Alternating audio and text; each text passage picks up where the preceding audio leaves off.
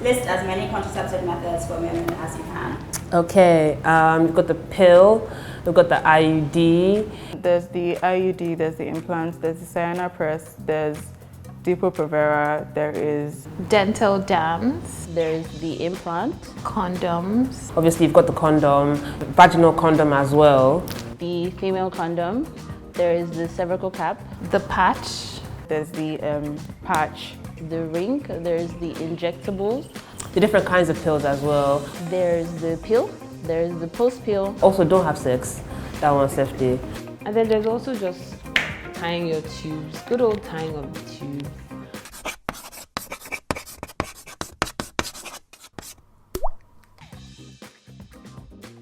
What do men have outside of condoms? For men, condoms, There's vasectomy, which I'm a big champion of. vasectomies. The vasectomy, obviously, just ending it all. And I feel like if a woman goes to have children, the least you can do is just get the vasectomy so that she doesn't have to deal with, that's in a marriage, so she doesn't have to deal with, you know, having to inject herself with hormones every single day. They have their own pill now, supposedly.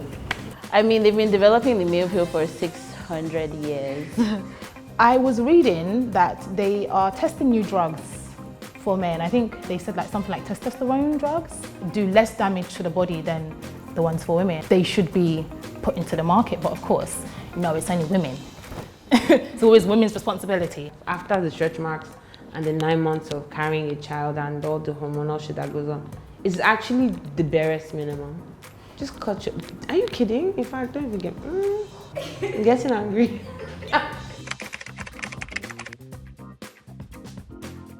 No shame. I buy it to my chest like, hey, yes.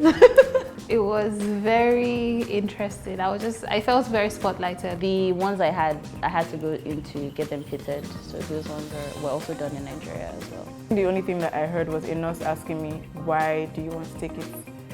Like, why are you having sex? And then I said, you need to mind your business, babes, and give me this injection. I was very self-conscious in buying condoms.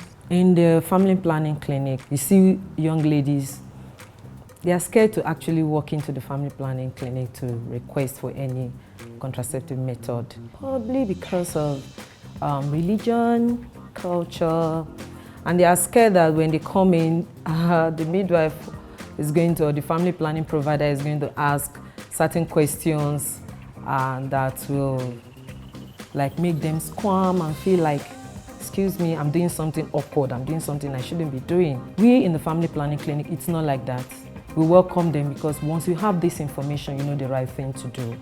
If they don't get the proper information, they go out there, get it wrongly from the wrong source and do the wrong thing and end up in with one complication or the other and one danger zone or the other, and we don't want that. It had been a bit of a journey trying to find contraceptive options. Like, I was checking online, I was going to different centers, none were really attending to me. So when I found a private hospital that was like selling it, I went for it.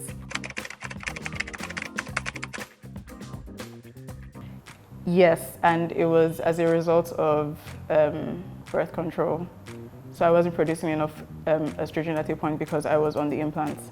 Yes, I have. I was 24 or 25. I was young and I couldn't really understand what was going on.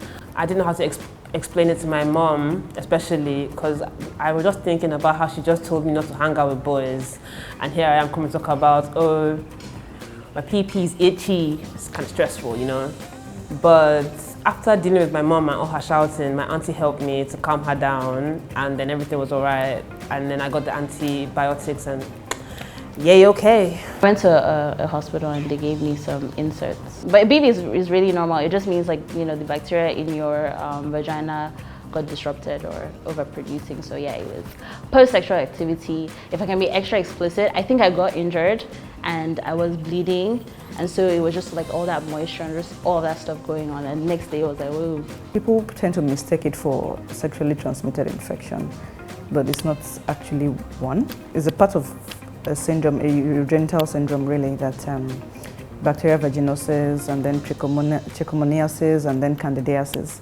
Those three things tend to give some form of stigma when people don't want to be associated with those things because it makes you feel, well, I would say that the culture here makes you feel that if you have any issue with down there, you're seen as a wayward person. That you probably engaged in sexual activities, or you probably did something you were not supposed to do, and that's how those things came about. If for any reason they make the wrong choice as regards their sexual health, and at the end they are supposed to get to the family plan to meet a skilled provider to give them the right information, and that skilled provider is acting out of religion or acting out of culture, the first question they want to ask is, how old are you? The person says, I'm 16 or I'm 15, and the provider is like, 16? And why are you here? What are you doing? Excuse me, those kind of things will put, the lady will just leave and not return. And the next thing you hear is possibly she's going to have induced abortion using the wrong method. Then the very likely thing that's going to happen is infection. So they take the wrong method, infection sets in, and if you're not careful, because she didn't get the right information from the right source, she's going to get it from the wrong source, and they're going to keep passing that wrong information around. The ripple effect is something else. What's 2023 minus 2018? Sorry, actually, no, wait, yes, 5. So, how old am I? 24, I was 19. 16. I was actually a late bloomer. I think I was in my early 20s. I started having sex when I was 13. Just for context, I started having sex because I had dealt with like a rape situation beforehand, and that like sprung me into my sexual space, I guess. Yeah. I was 17. Did you use protection? Yes, I mean, I didn't want to get pregnant and I didn't want STIs, you know, so I was like, please. Yeah. Yeah. I was a smart kid. Yeah. No. Do you use protection now? Yes, I do. I grew up. Yeah, because I don't want any more children. Don't want any more children. When necessary, yes. I mean, if I'm like with a committed partner where we're tested and I'm on birth control, maybe not barrier method, you know, protection, but if in terms of contraceptives, yes. I do use protection, but if I'm honest, if I have a partner that I'm having sex with regularly, I prefer us to get tested.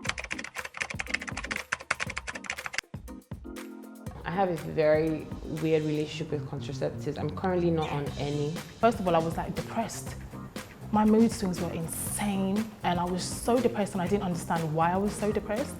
Except the condom, because I know that my body doesn't take in hormones properly. I will balloon, it will change my, I'm not ready, I don't want.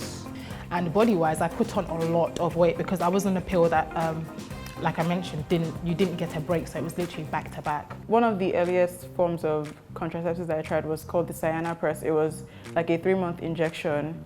I was only for 9 months, and I think those 9 months were like probably the worst months of my life ever. It made my depression like insanely worse. I thought it was just like regular depression that I was going through, but I didn't realize that Cyana press was also making it worse until I recommended it to my friend, and I started going through the same thing. Like, it's crazy. What contraceptives do to your body, it's crazy.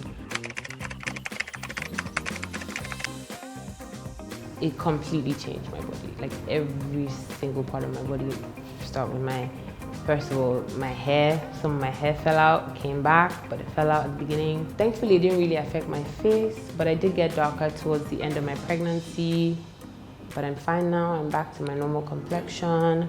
My stomach is completely different. I have diastasis recti, which is when the muscles of your walls go like this.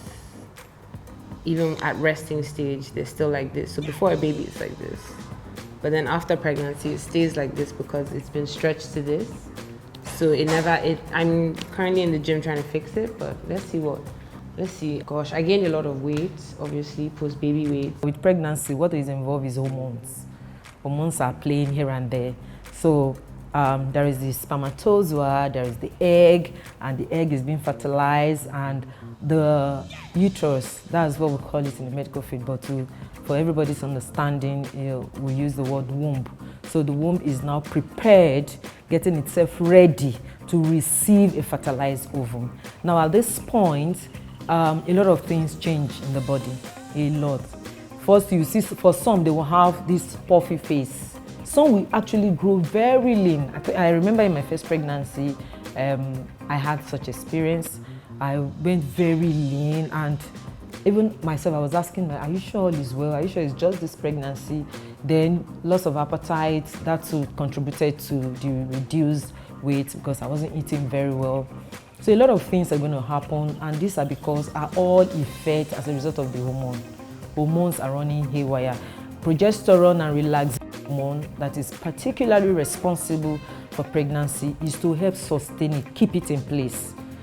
Relaxin hormone will do the work of relaxing all the muscles, keep them relaxed so that it doesn't start contracting. The muscles of the uterus does not start contracting before time. And then for progesterone, other things that are supposed to bring the nutrients from the mother and pass it on to the baby, other hormones that should pass through break the placenta barrier and get into the baby, all those hormones are going to take effect. And so you see the woman grow, some, like I said, some will grow lean, some will grow, they will lose weight, some will grow fat, some will lose their appetite, some will just mood swing.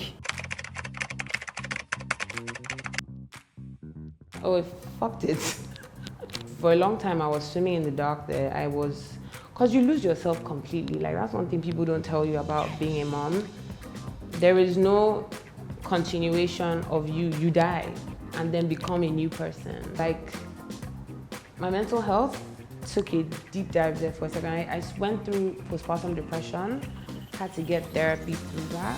I realized I had ADHD after I became a mom because my ADHD symptoms worsened. I've had it my whole life. I survived, I didn't need any help, but when I became a mom, I was like, gosh, I'm not selling motherhood. I'm not selling it. I'm sorry, guys. I didn't come here to sell it. I came here to be honest. Remember I said earlier on that hormones are responsible for all this drama happening in the pregnant woman. Also, after delivery, we also have hormones that are responsible because during delivery, during pregnancy, during delivery, after delivery, there are hormones that take charge to ensure the process, the period goes smoothly. Anyway, having said that, these hormones could be, they could be so much that the system of that woman cannot, stay on it, and before you know it, they start reacting. One of it is this postpartum depression, and another thing that can complicate that is the mood swing thing, and then especially for a first-time mom that does not know how to take care of a newborn, and then with that emotional connection between her and the newborn, she sees the baby crying. As the baby is crying, she's like looking at the baby and wondering, why are you crying? Especially if she does not have help, she doesn't have support. She's doing all of that alone, and then she still have to mind this baby that is crying. I honestly, therapy helped me, community, speaking to people, working out. So now I work out for my mental health, not even for anything else. Like, I just had a baby in December and I'm working out not for my post-baby body. I'm actually in the gym for my mental health. Like, that's serotonin. You need to keep moving for good energy to run through your body, or else. My mom and I become a lot closer, and at one point she was like, hang on, I think maybe this might have happened to me. And it turns out it actually happens to a lot more women. It probably happens to all women. Even if it's not a prolonged depression, but you go through some postpartum blues, sometimes it lingers. Like, I didn't get diagnosed till my daughter was 1. I just thought I was stressed.